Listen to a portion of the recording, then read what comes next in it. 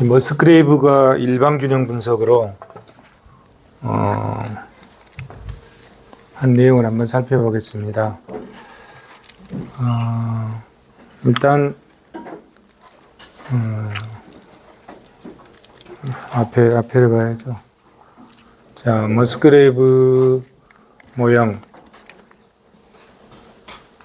지난 시간에 사무엘슨 모형을 봤어요. 사무엘슨 모형을 봤는데 조세가액이 개인별로 확정되지를 않았어요. 가장 단점이 그거예요. 사무엘슨 모형의 단점이 소비자 A, B 각각 공공재, 공급, 소요, 재원 중 조세 부담의 언급이 없다. 그래서 그걸 보완해서 만들어낸 게 이제 머스그레이브 모양인데 여기는 이제 개인별로 세금을 얼마씩 부담을 하는지 그걸 알 수가 있습니다. 가정 두 사람만 하는 거죠. 두 사람만 있다고 보죠. A, B 두 사람이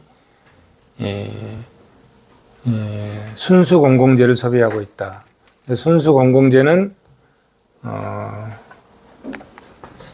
비경합성과 비배제성 때문에 공동 소비를 하는 거잖아요. 그다음 두 번째, 각각 한 종류의 순수 공공재와 순수 사적재가 공급되고 있다. 공공재와 사적재를 같이 분석하는 거잖아요. 그러니까 일반균형 분석이라고 그러죠. 그 다음에 세 번째, A와 B의 소득 수준은 사적재의 상대적 보유량에 의해서 결정된다. 이따 그림을 보면서 살펴보겠습니다. 그 다음 네 번째, 공공재의 공급량은 A와 B의 선호를 반영하여 결정된다.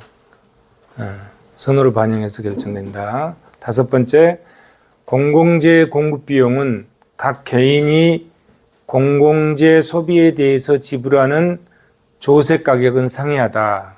이게 나타나는 거잖아요. 조세 가격이 각각 A, B 두 사람한테 확정돼 나타나는 거죠. 그 다음에 여섯 번째, 공공재 공급하는 계획 위반자는 공공재 소비자인 A, B의 선호를 정확히 알고 있다. 알고 있다는 전제를 깔고 시장 이론을 적용하고 있죠. 그랬을 때 공공재의 최적 공급은 어떻게 이루어지느냐. 사회우선 극대화는 최적 자원 배분과 같고 그것이 뒤에서 볼 그림의 이점이고 한계 대체율, 공공재와 사적재, G가 공공재잖아요. X가 사적재니까 공공재와 사적재의 한계 대체율과 그것의 시장가액 비율과 일치한다 이런 얘기잖아요. 특징을 읽어보고 가면 소비자 A와 B의 상대적인 사적재 보유량에 의해서 그 사회의 최초 소득 분배가 결정된다. 그 다음에 A와 B 모두는 소비를 실행함에 있어서 사적재에 대한 공공재 한계 대체율이 상대 가격과 같도록 그 대가, 즉 조세 가격을 지불한다. A와 B가 지불하는 조세 부담의 합계는 사회 전체의 공공재 공급에 필요한 비용과 같다.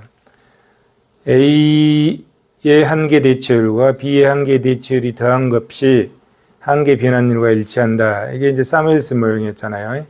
사무엘슨 모형이 성립한다 이런 얘기죠.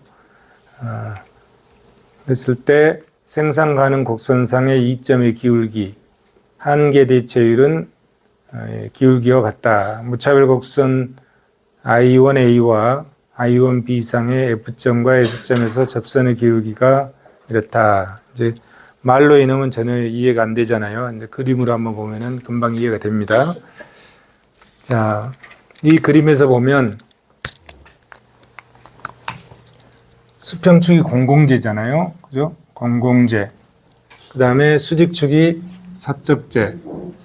그래서 그래서 이제 일반균형 분석이라고 그러죠. 공공재와 사적재를 동시에 한 평면상에 놨잖아요. 그래서 이걸 뭐라고 그러죠? 상품 공간이라고 할 수 있죠. 이랬을 때 이 경제 전체죠. 경제 전체의 공공재만 공급한다면 이만큼 공급하는 거잖아요. 공공재를 전혀 공급하지 않고 사적재만 공급한다면 이만큼 공급하는 거죠. 그런데 경제 전체에 어느 만큼 공급하냐면 이게 2점이고 공공재를 이만큼 공급하고 그죠? 그 다음에 사적재를 이만큼 공급한다 이런 얘기잖아요. 이게 공공재 공공재고 이게 사적재예요, 사적재. 이만큼, 이 비율만큼만 공급한다는 거잖아요. 그죠? 이렇다는 거예요. 그러면, 이거는 뭐냐? 자, A, B 두 사람이 있으니까 이게 경제 전체니까 경제 전체의 사적재잖아요. 그러면은, A의 사적재가 OM이고, B의 사적재가 ON이잖아요. 그래서 이 OC는 OM 플러스 OM이 되는 거죠. 어디다 적어놨나요? OC는 OM 플러스 ON이 된다. 경제 전체 사적재가 이만큼인데 그것을 A, B 두 사람이 나눠 갖는 거잖아요. OM 플러스 ON이다. 여기까지 이해되시죠? 경제 전체 사적재는 이렇다 이런 얘기죠. 그러면 이제 시장에서 공공재를 이만큼, 사적재를 이만큼 쓰고 나머지 이만큼 남았잖아요. 나머지 이 구간만큼 남았죠. 그게 이제 CI잖아요. CI. CI는 이 공공재 OH를 공급하기 위해서 공공재를 공급하려면 누가 돈을 내야 되나요? A, B 두 사람이 돈을 내야 되잖아요. 그죠? 시장에서 돈을 내야 그놈을 세금을 걷어서 공공재를 공급해 주는 거잖아요. 그죠? 그래서 사적재를 이만큼 쓰고 이 사적재 전체는 OC잖아요. 그 OC에서 이만큼 사적재를 쓰고 나머지 이만큼 뭐요? 이거를 조세 가격이라고 할 수 있어요. 이 조세 가격. 이게 이 공공재 OH를 공급하기 위해서 A, B 두 사람이 부담하는 세금이야, 세금. 조세 가격이죠. 이게 CI다, CI. 이 CI, 이 조세 가격이 CI가 되죠. 여기서부터 여기까지. 이것은 곧 어디서부터 어디까지냐면은 요거 플러스 요것이 되는 거예요. 요것이. 이게 뭐죠? MK 플러스 NL이 되는 거죠. NL이 되는 거죠. NL이. 이게 조세 가격이다 이런 얘기죠. 공공재를 OH만큼 정부에서 생산하기 위해서 A, B 두 사람이 낸 세금의 몫이 이거다. 그 대가가 이만큼이다. 이게 조세 가격이다. 이런 얘기잖아요. 자, 이렇게 돼 있고 A를 놓고 봅시다. A를 놓고 보면 A는 아까 OM이 뭐라겠습니까? A의 사적재, A의 소득이 되는 거죠. A의 사적재. 공공재는 똑같이 쓰는 거잖아요. 비경합성과 비배제성에서 공공재는 똑같이 쓰니까 이 공공재와 이 공재 똑같은 거죠. 똑같아. B도 마찬가지로 똑같이 쓰는 거죠. 공공재량은 똑같잖아요. 똑같아, 공공재량은. 자, 그러면 OH를 공공재를 소비하면서 A가 어떤 행태를 보이는가 한번 봅시다. A가 보이는 행태. OH. A의 사적재는 OM이죠. OM이다. 사적재를 다 썼다. 그럼 공공재 하나도 안 쓰는 것들이잖아요. 근데 이만큼이잖아요. 이만큼 썼죠. 이만큼. 공공재 이걸 하면서 이만큼 쓰고 이만큼 남는 거잖아요. 그런 의미죠. 자, 그러면 자, 여기는 공공재고 여기는 뭐죠? 공공재고 여기는 사적재죠. 사적재 A의 사적재도 그러면 A의 예산선이 이렇게 되죠. 자, 이렇게 되면 자, MR이면은 이렇게 되죠. 이렇게 A의 예산선이 이렇게 되면 여기에 무차별 곡선이 이렇게 접혔다는 거잖아요. I1A의 무차별 곡선이 여기에 이렇게 접혔다 이런 얘기잖아요. 접혔다 이런 얘기. 만약에 공공재 가격이 이쪽으로 가면 가격이 하락하는 거죠. 하락하는 거죠. 사적재는 그대로인데 하락하는 거잖아요. 그럼 어떻게 되죠? 예산선이 이렇게 가고 여기에 또 이렇게 무차별곡선이 접하죠. 이게 IAA2, IAA1. 그래서 소비자 효용 극대화점이 계속 이렇게 변동돼 가잖아요. 이렇게 가면 이렇게 왼쪽으로 오면은 이쪽으로 오는 거고 이 변동점이 이렇게죠. 그래서 미시경제학에서 이걸 뭐라고 그러죠? 가격소비곡선이 나오죠. PCC, 가격소비곡선. 가격소비곡선. 예산선과 무차별곡선이 접하는 점에서 소비자 효용이 극대화되는데 가격이 변동될 때 그 변동되는 소비자 효용 극대화점을 다 모아놓은 것, 그것이 가격소비곡선이잖아요. 미시경제학에서 그게 가격소비곡선이죠. 그래서 그게 PCC다. 가격소비곡선. 그래서 A의 가격소비곡선은 이런 형태를 그리게 되는 거죠. 이런 형태를 그리게 되죠. 가격소비곡선이 이런 형태를 그려서 변동하게 되는 거죠. 가격소비곡선이. 그죠? A, 가격소비곡선.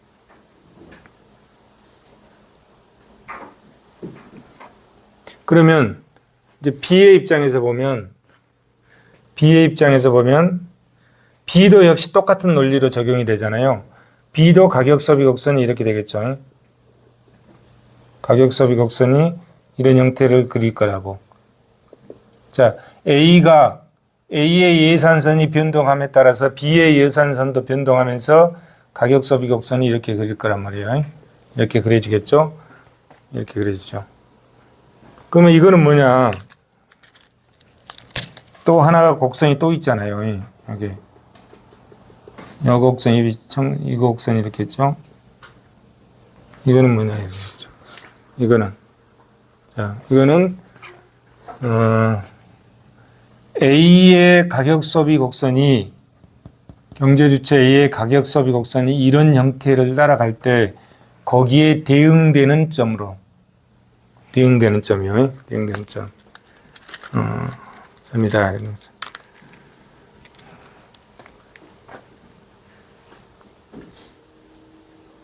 자, 여기 보면, 경제 전체의 생산 가능 곡선은 한계 변환율은 일정하다고 가정한다.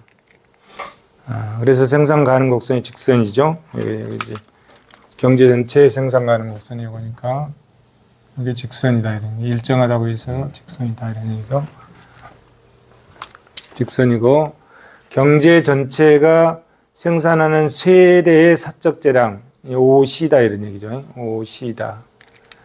그것을 A, B 두 사람이 나누면 OM하고 ON이다. 그래서 OC는 OM과 OC에 합한 것이 OM을 합한 것이 OC다 이런 얘기죠. 그랬을 때 A 제약선 MR이 어딨나요? MR 이거 제약선 MR F점 여기서 소비자 효용이 극대화되고 무차별곡선을 제외해서 여기서 이런 얘기죠. 그래서 OH의 공공재를 소비하고 그 대가로 OM의 소득에서 사적재가 OM이니까요. OM의 소득에서 MK만큼 지불하죠. 그죠? 여기 이 공공재를 위해서 나의 이 소득에서 이 부분만큼을 이 공공재를 생산하기 위해서 지불하는 가격이 되는 거죠. MK가 가격이 된다. 그런 얘기잖아요. 어디죠? 예, MK만큼 지불한다. 그래서 공공재 가격이 떨어지면 가격이 하락하면 예산선 또는 이 제약선이 우측으로 이렇게 가잖아요. 우측으로. 만약에 공공재 가격이 상승하면 좌측으로 가겠죠. 가격이 오르면 왼쪽으로 가겠죠. 그래서 가격의 변화에 따라서 공공재 가격의 변화에 따라서 소비자 효용 극대화점이 계속 변한다. 그걸 다 모아놓은 것이 가격소비곡선이다 이런 얘기잖아요. 예. 그래서 가격소비곡선이 NW다. 밑에는 NW고 위에는 MV다 이런 얘기죠. MV가 가격소비곡선. 밑에는 NW가 가격소비곡선이다. 그런 얘기죠. 그리고 NJ, 아까 이걸 얘기하는 거죠. NJ. 이거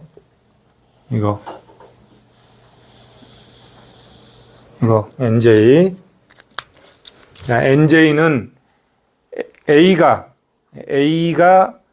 MV에 따라서 움직일 때 거기에 대응되는 점들이다 이런 얘기죠. NJ는 A가 MV에 따라 움직일 때 B가 그에 대응해서 선택할 수 있는 최적의 선택점들을 연결한 궤적이다 이런 얘기죠. A에도 그릴 수 있겠죠.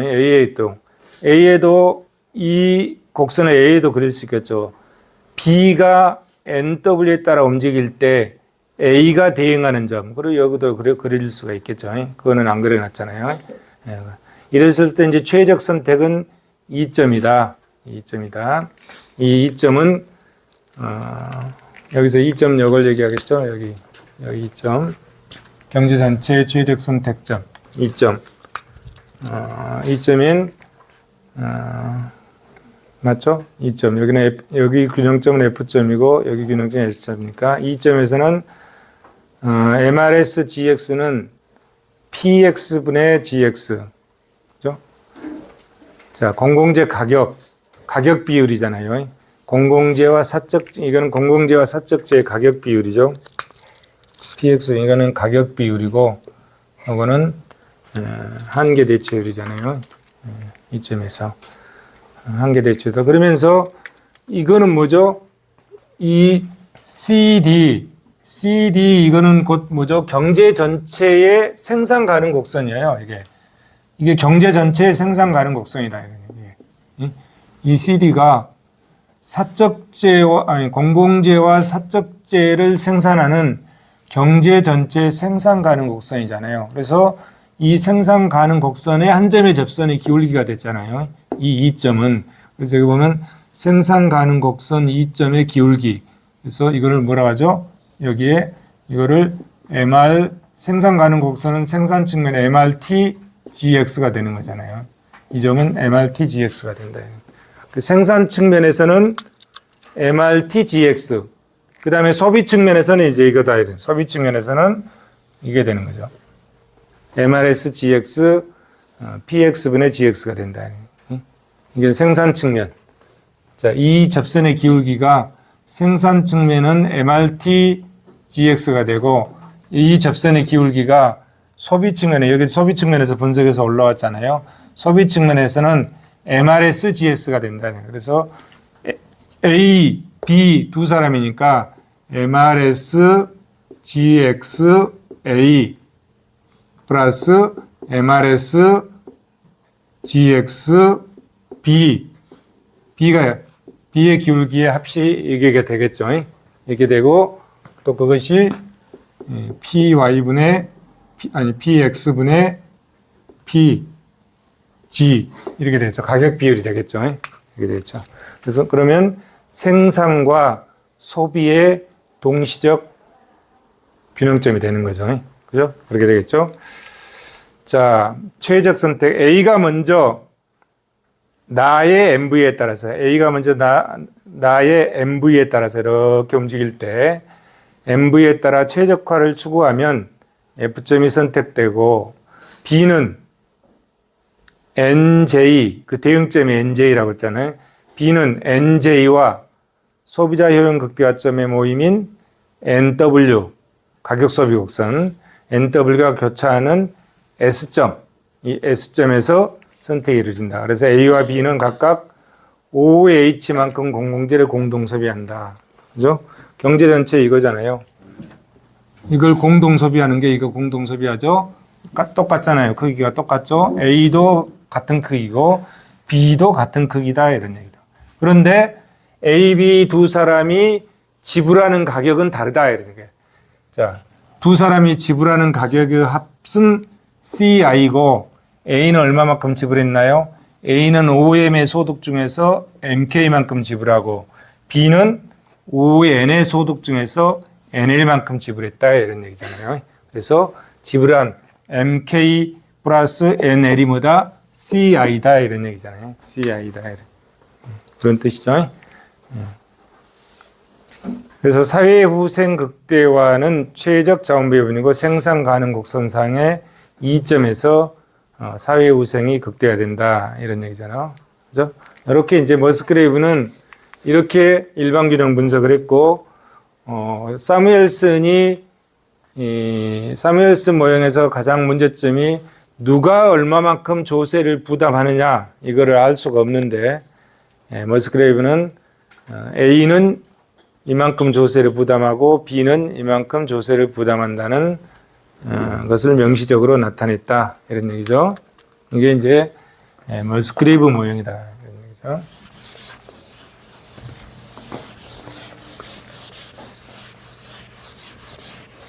이해되시나요? 이해되죠? 잘 이해가 안 되면 교과서 읽어보세요.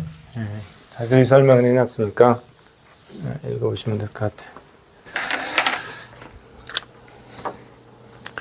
자, 이제 그러면 무임승차의 문제를 한번 살펴보도록 하겠습니다. 무임승차. 비배제성과 비경합성이라고 하는 특성 때문에 나의 선호를 정확하게 표출하지 않는다 이런 얘기예요. 공공재에 대해서 소비자들이 그죠? 근데 선호를 알 수 있다는 전제하에 우리가 이론을 전개하고 있는데 선호를 정확하게 표출하지 않으면서 어떤 문제가 생긴다고 그랬잖아요. 내가 공공재를 쓸 것임에도 불구하고 나는 돈 안 내겠다. 안 쓰고 돈 안 내겠다. 이런 행태가 나온다 이런 얘기예요. 그게 무임승차의 문제가 생긴다 이런 얘기죠. 그럼 그 무임승차의 문제를 어떻게 해결하게 하느냐. 이제 이걸 접근하는 겁니다. 자, 공공재는 이 비배제성이라고 하는 특성 때문에 선호 표출이 왜곡된다. 즉 나는 돈 안 내고 공공재 소비하지 않겠다. 이런 의사표시를 하는 사람들이 가끔 있다 이런 얘기야. 한 7, 8, 대부분은 정직하겠죠. 대부분은 정직한데 이런 사람이 나올 수 있다 이런 얘기예요. 가능성을 얘기하는 거예요. 그러면 거기서 이제 무임승차의 문제가 나오잖아요. 무임승차. 그래서 그럼 정부가 세금을 걷어야만이 공공재를 공급할 수 있는데 만약에 이 사람들이 다 이런 행태를 보이면 세금을 거둘 수가 없잖아요. 그래서 정부가 어떤 문제점을 이 문제를 어떻게 해결하는지 그 과정을 살펴보는 겁니다. 자, 사무엘슨과 린달 모형에서 가정이 각 개인이 공공재에 대한 진정한 선호를 표출한다는 비현실적 가정이다. 아까 앞에서 우리가 분석했던 거는 선호를 진정하게 표출한다는 전제하에 사무엘슨 모형과 린달 모형을 전개를 했다 이거예요. 그러나 그는 현실적이지 않다 이런 얘기죠. 현실은 선호를 제대로 알 수도 없고 잘 표시를 안 할 수도 있다 이런 얘기예요. 그래서 현실 상황은 사람들이 공공재 혜택을 원하면서도 그 비용은 부담하지 않으려는 현상이 나타날 가능성이 있다. 가능성을 얘기하는 거예요. 실제로 그런 현상이 있겠죠. 근데 점잖게 표현한 거죠. 자, 무임승차의 문제. 비용 부담을 회피하기 위해서 자신은 그 공공재를 원하지 않는다고 말해놓고 다른 사람에 의해서 공급되면 편승하고자 하는 경향이 있기 때문에 생겨나는 문제다. 사적재의 경우는 어떤 소비자가 자신의 선호를 진실하게 표출한 것만이 최선의 전략이다. 이런 얘기. 캔커피 하나 사 먹으려면 내가 캔커피 하나 사 먹겠습니다. 가격이 1,000원이면 1,000원 드리겠습니다. 이렇게 해야 거래가 성립되는 거예요. 그렇죠? 근데 거기서 캔커피 하나 사 먹으면서 돈을 안 준다든지 돈을 적게 준다. 이렇게 하면 거래가 성립 자체가 안 되잖아요. 사적재는 그래서 진실한 선호 표출이 최선의 전략이다 이런 얘기예요. 근데 공공재는 비배정성 때문에 무임승차의 문제가 나와서 전략적으로 의사를 표시할 가능성이 있다 이런 얘기죠. 자, 그래서 사용자의 경우 어떤 소비자가 자신의 진정한 선호를 왜곡해서 표출하면 이득을 볼 수가 없어. 그죠? 사적재는 진실하게 표현한 것만이 자기에게 최선의 전략이다. 캔커피 하나 사 먹을 때 첫째, 내가 캔커피 주시오. 사 먹겠습니다. 가격이 얼마입니까? 1,000원입니다. 1,000원을 줘야 된다 이런 얘기죠. 근데 공공재의 경우는 어떤 소비자가 자신의 진정한 선호를 왜곡해서 표출했을 때 이득이 생길 수 있다 이런 얘기죠. 나는 공공재 사용 안 할 테니까 나 돈 안 내고 싫어. 안 내. 그리고 공공재가 생산돼 시장에서 나오면 어떻게 되죠? 그 소비한다 이런 얘기죠. 이득을 보잖아요. 그 사람이 세금을 공공재에 대한 조세가격을 안 내고 이득을 보는 경우가 생긴다 이렇게 전략적 판단을 한다 이런 얘기죠. 배제 불가능성, 비배제성 때문에 그런다 이게. 공공재를 생산하는 데 드는 비용을 전혀 부담하지 않은 사람도 소비에서 배제할 수 없다 이게. 이게 배제 불가능성, 비배제성 이 특성 때문에 이런 현상이 생긴다 이런 얘기죠. 그래서 공공재의 생산 논의 단계에서 자신은 공공재를 별로 원하지 않는다고 말해놓고 비용 부담을 회피하는 그런 경우들이 발생할 가능성이 있다 이런 얘기죠. 그럼 이걸 어떻게 해결할 것이냐 이런 얘기죠. 민간 부분의 자율적인 시장 기구는 공공재를 효율적으로 배분할 수 없기 때문에 정부가 이를 생산해서 공급한다. 정부가 공공재에 대한 사람들의 선호를 파악해서 강제적으로 생산 비용을 거둔다. 이렇게 함으로써 무임승차의 문제를 해결할 수가 있다. 이거는 가능성일 뿐 반드시 일어나는 것은 아니다. 개인들에 의해서 설립되는 박물관, 도서관, 연구소 이런 것도 많다 이런 얘기죠. 가능성을 얘기하고 있는 거다 이런 얘기죠. 점잖게 표현한 거죠. 자, 그럼 협상의 가능성에서 게임 이론을 이제 보는 건데, 자, 게임 이론, 용의자의 딜레마 게임이라는 게 있잖아요. 자, 무임승차를 하면, 자, 용의자의 딜레마 게임으로 게임의 균형을 우리가 살펴서 어떤 것이 최적 균형인지 정부의 개입상을 한번 살펴보겠습니다. 자, 게임 이론, 무임승차의 문제는 자신에게 좀 더 유리한 결과를 가져오기 위해서 위한 일종의 게임 상황과 같다. 그래서 전략적 행동을 한다 이런 얘기죠. 사람들이 공공재를 별로 원하지 않는다고 말하는 것은 비용 부담을 회피하기 위한 전략적인 행동이다. 사람들은 대화와 타협을 통해서 사회적으로 적정한 공공재가 공급되도록 합의할 가능성이 있다.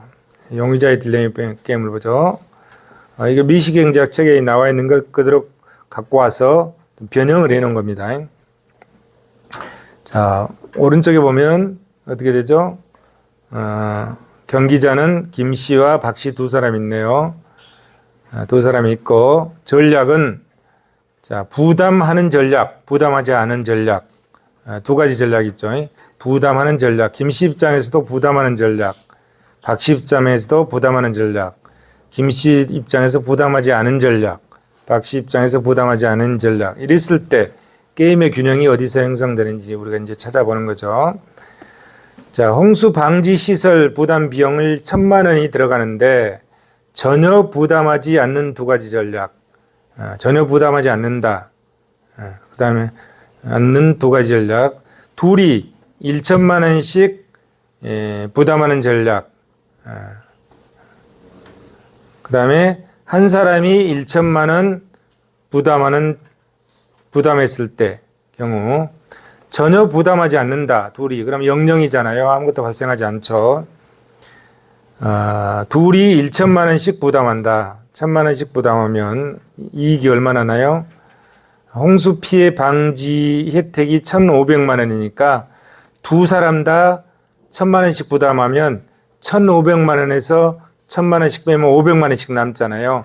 그래서 둘이 다 부담하면 500, 500이 되는 거죠. 그죠? 혜택이 1,500이고 비용을 1,000만 원씩 부담했으니까 1,500에서 1,000만 원 빼면 500만 원 이득이 남잖아요. 여기는 지금 이득만 표현한 겁니다. 이익만. 500, 500은 둘이 다 같이 부담했을 때 500만 원씩 이익이 남는다 이런 얘기예요. 0,0은 둘이 다 아무 부담을 안 했을 때 0,0이다 이런 얘기잖아요. 그러면 한 사람만 1,000만 원을 부담했다. 한 사람만. 한 사람은 아예 부담 안 했어. 나는 비용 부담 안 하고 안 쓸래. 이런 사람이 나왔다 이런 얘기죠. 그리고 한 사람이 1,000만 원을 부담했어. 그러면 1,000만 원을 부담한 사람은 1,000만 원을 부담했을 때 한 사람만 각자 홍수 피해 방지액이 750만 원씩이다 이런 거예요. 그러면 1,000만 원 부담한 사람은 250만 원 손해 보잖아요. 그죠? 그다음에 아무것도 부담하지 않은 사람은 750만 원 이득을 보는 거예요. 그래서 750과 마이너스 250 이거는 부담한 사람은 마이너스 250 손해를 보고 부담하지 않은 사람은 750 이득을 본다 이런 뜻이에요. 박씨도 역시 마찬가지 경우일 수가 생길 수 있죠. 이렇다 이거야. 그렇게 했을 때 순편익만 나타나는 보수의 행렬이 이 표대로 이제 나와 있는 거죠. 그러면 게임의 균형은 어디서 이루어지나요? 게임의 균형은 자 한번 볼까요? 게임의 균형이 이루어지면 자 그런 전제하에 자, 김씨가 부담한다. 김씨가 부담하잖아요. 김씨가 부담하는 전략을 택할 때 박씨는 어떤 전략을 쓰는가 봅시다. 김씨가 부담하는 전략을 택할 때 박씨는 자 여기가 앞에가 김씨, 이 앞에가 김씨, 뒤에가 박씨예요. 뒤에가 박씨. 자 김씨가 부담했다. 김씨는 부담했어. 그럼 500 이득이 생기죠. 자 박씨도 부담했어. 그럼 박씨도 500, 김씨도 500. 자 김씨가 부담했는데 박씨 입장에서는 부담을 안 했어. 그럼 750 이득이 생기죠. 박씨가 750 이득이 생기죠. 그 다음에 김씨는 1,000만 원을 부담해서 1,000만 원을 부담했기 때문에 250이 마이너스 된다. 이득이 750밖에 아니니까 250이 마이너스 되는 거죠. 그러면 김씨가 부담하면 박씨는 어떤 전략을 씁니까? 500이 큽니까? 750이 큽니까? 750이 크잖아요. 그렇죠? 김씨가 부담할 때 박씨가 선택할 수 있는 것은 뭐죠? 자기 이익이 큰 박씨는 500보다는 750을 선택한다. 부담하지 않는 전략을 선택한다 이런 얘기잖아요. 만약에 김씨가 부담하지 않는다. 그러면 박씨는 어떤 전략을 쓴가 봅시다. 박씨는 부담하지 않는다. 박씨가 쓰는 전략은 뒤에 거잖아요. 마이너스 250, 0. 어떤 것이 더 박씨한테 이득이 가나요? 마이너스 250보다는 0이 더 이득 크잖아요. 이걸 쓴다 이런 얘기. 이 전략을 쓴다 이런 얘기죠. 자, 박씨가 부담하는 전략을 쓴다. 박씨가 부담하는 전략. 박씨는 뒤에 거잖아요. 박씨가 부담하는 전략을 쓴다. 그럼 김씨는 어떤 선택을 할까요? 김씨는 500이 크나요? 750이 크나요? 750이 크잖아요. 750 크다. 750 크죠? 750 크죠. 그 다음에 박씨가 부담하지 않은 전략을 쓸 때 김씨는 어떤 선택을 하나요? 마이너스 250이 크나요? 0이 크나요? 0이 크잖아요. 0이. 그래서 이걸 쓴다. 이걸 쓴다. 그러면 김씨가 어떤 전략을 쓰든지 박씨는 부담하지 않은 전략을 쓰고, 그죠? 박씨가 어떤 전략을 쓰든지 김씨는 부담하지 않은 전략을 쓴다. 그러면 어디요?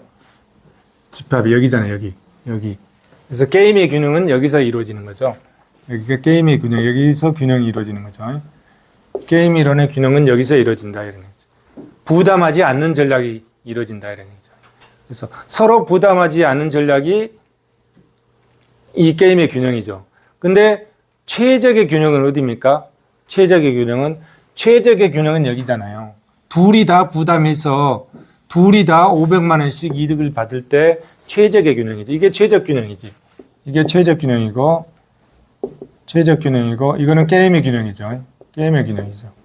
최적 균형이 이것임에도 불구하고 게임의 균형에서는 여기에서 균형이 이루어진다 이런 얘기잖아요. 이게 이제 용의자의 딜레마 게임이잖아요.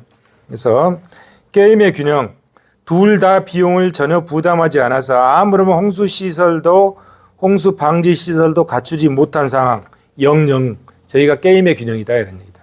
그런데 최적 균형은 어디냐? 최적 균형은 둘이 다 부담해서 여기가 최적 균형이다 이런 얘기야. 여기가 최적 균형이다. 그럼 정부는 정부는 이 게임의 균형을 가야 되나요? 최적 균형을 가야 되나요? 정부는 최적 균형이 이루어지도록 시장에 개입해서 최적 균형이 이루어지도록 한다 이런 얘기죠. 예. 최적 균형과 정부의 개입. 두 사람 모두 1천만 원씩 부담해서 완벽한 홍수 방지 시설을 갖추는 쪽이 두 사람 모두에게 더 큰 순편익을 갖다 준다. 두 사람의 대화와 협조가 없으면 홍수 방지 시설을 못 갖추고 각각 500만 원씩 잠재적 순이익이 희생된다. 정부의 개입, 영의자의 딜레마 게임을 타개하기 위해서 정부가 개입돼서 최적 균형을 모색해 간다. 이런 얘기죠. 자, 이건 이제 똑같은 내용입니다. 똑같은 내용인데 조금 관점을 바꿔서 설명을 한 거예요. 중복되는 내용이죠. 자, 이제 수요 표출 기구라는 게 나와요. 수요 표출 기구가.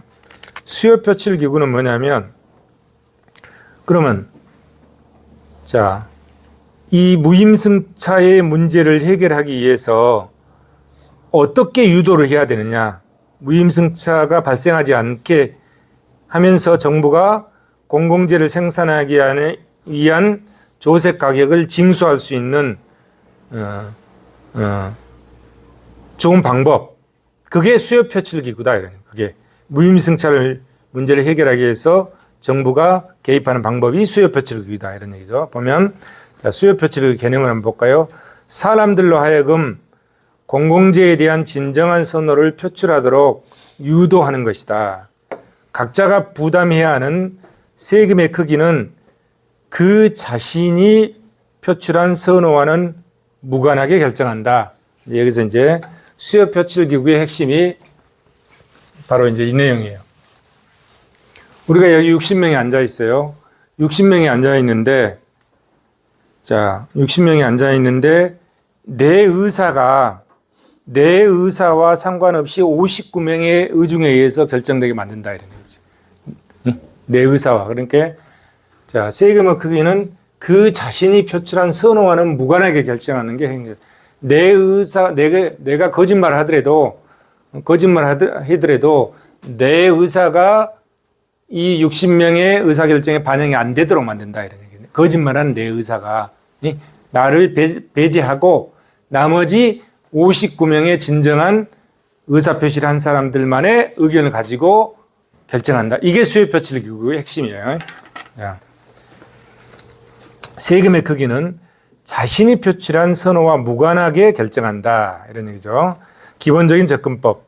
모든 사람들의 공공재의 선호를 표출하면 특별한 공식을 만든다. 이 밑에 보면 이제 특별한 공식을 만들죠.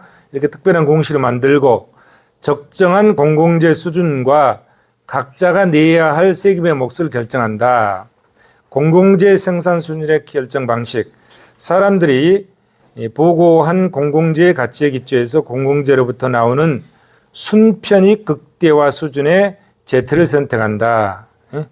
정직한 선호를 표출한 경우, 이렇게 표출한 경우 어떻게 한다. 그러고 정직한 선호 표출 없이 전략적 행동을 하는 경우, 조세를 부담시켜서 정직한 선호 표출을 유도한다. 이런 얘기죠.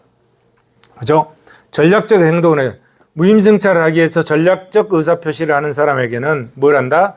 세금을 부과해서 그 사람이 손해를 보게 만든다. 이런 얘기예요. 그런 형태로 유도하는 거다. 이게 뭐죠? 이거를 수요표출 기구로 한다. 이런 얘기죠. 그래서 복잡하게 지금 돼 있죠. 누군가 부담해야 될 세금의 크기는 남들이 표출한 선호에만 의존할 뿐 자신이 표출한 선호와는 무관하다. 여기서 59명이 의사로 결정하고 내 의사와는 무관하게 결정한다. 누구에게도 마찬가지예요. 1번부터 60번까지 있는데 누구든지 이론적으로는 내 의사와 상관없이 다른 사람의 의사에 의해서 결정되게끔 만든다. 이런 얘기죠. 그러면서 어떻게 내가 거짓말을 했을 때는 나에게 세금을 부과해서 손해를 보게 만드는 식이다. 이런 얘기죠. 이게 수요 표출 기구다. 진정한 선호를 표출하는 것이 우월 전략이다. 이럴 때는 자, 거짓말 할 수가 없다. 이런 얘기. 진정한 선호를 표출하는 것이 우월 전략이다. 이때 수요 표출 기구의 구체적인 예가 바로 클라크 조세라 한다. 클라크 조세라. 그거를 한번 보도록 하겠습니다. 자, 클라크 조세는 이제 클라크 조세를 봐야 되는데, 클라크 조세는 지금 어디에 있냐면, 우리는 지금 공공재 이론이죠. 공공재 이론인데 공공선택 이론의 뒷부분에 나와 있습니다. 아직 공공선택 이론 우리가 안 갔잖아요. 거기에 클라크 조세가 나와 있어요. 그때 가서 보도록 하죠. 예. 어쨌든 여기서는 우리가 아는 거는 알고 넘어갈 게, 자, 비배제성 때문에 무임승차의 문제가 발생한다 이런 얘기죠. 무임승차의 문제를 해결하기 위해서 정부가 제시한 방법이 클라크 조세다 이런 얘기죠. 수요 표출 기구를 통해서 클라크 조세를 부과할 수 있다. 그러면 클라크 조세가 뭐냐? 이거는 이제 공공선택 이론의 뒷부분에 나오니까 그때 가서 보기로 하겠습니다. 자, 수요 표출 기구. 간접적으로 공공재에 대한 수요를 측정하는 방법이다. 공공재와 사용재 사이에 존재하는 보완성에 착안해서 소비자가 사용재에 대해서 표출한 선호를 통해 공공재에 대한 수요를 창출하는 것이 기본 아이디어로 하고 있다. 국립공원을 이용하기 위해서 특별한 장비를 필요한다든지, 그죠? 자, 국립공원 이용자 수가 몇 명인지 뭐 들어가면서 체크하면 되겠죠.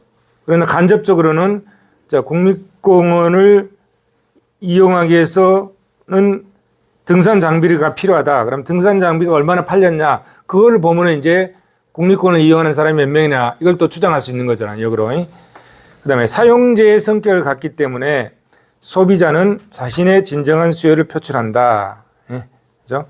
소비자는 그 장비의 구입 행위를 통해서 국립공원에 대한 선호를 자신도 모르게 표출하고 있다. 이런 얘기죠. 장비 구입한 것은 진정한 선호가 돼버리잖아요. 장비 거래 시장 자료를 모아서 이론적 방법을 통해 공공재에 대한 수요를 추출할 수가 있다. 이 방법은 공공재와 사용재 사이에 뚜렷한 보완성이 있는 경우에만 적용이 가능하다는 한계점을 가지고 있다. 자, 무임승차의 문제에서 또 공공재 게임의 행태경제 이론적 관점에 한번 살펴보겠습니다. 행태경제 이론이라는 게 있잖아요. 행태경제학 있죠. 전통경제 이론의 기본 과정. 경제학의 기본 과정이 뭐죠? 경제학의 기본 과정의 핵심 과정이 이기성과 합리성이잖아요.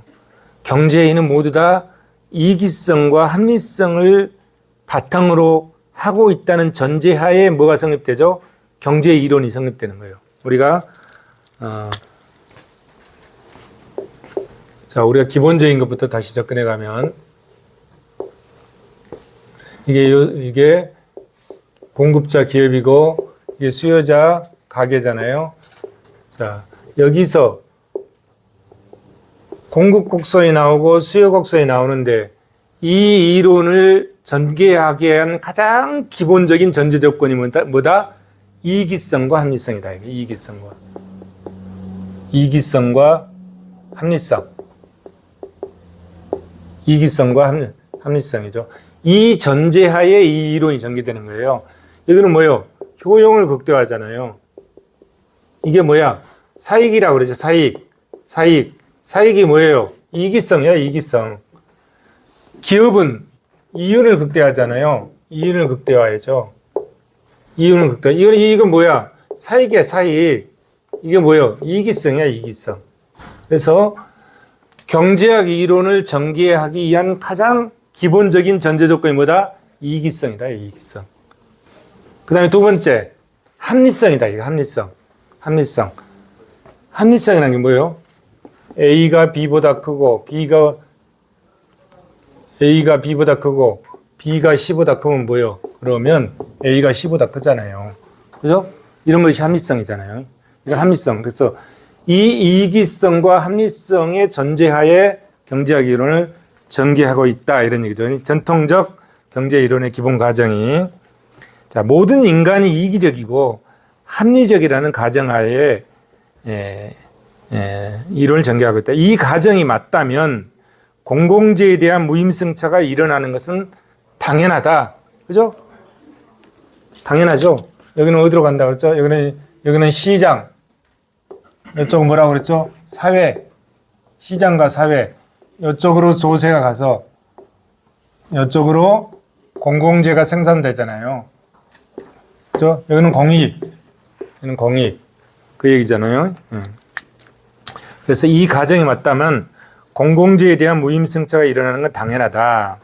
자, 행태경제 이론적 관점에서 보죠. 현실의 인간은 정말로 완벽하고 이기적이고 합리적이냐? 그러지 않다 이런 얘기야.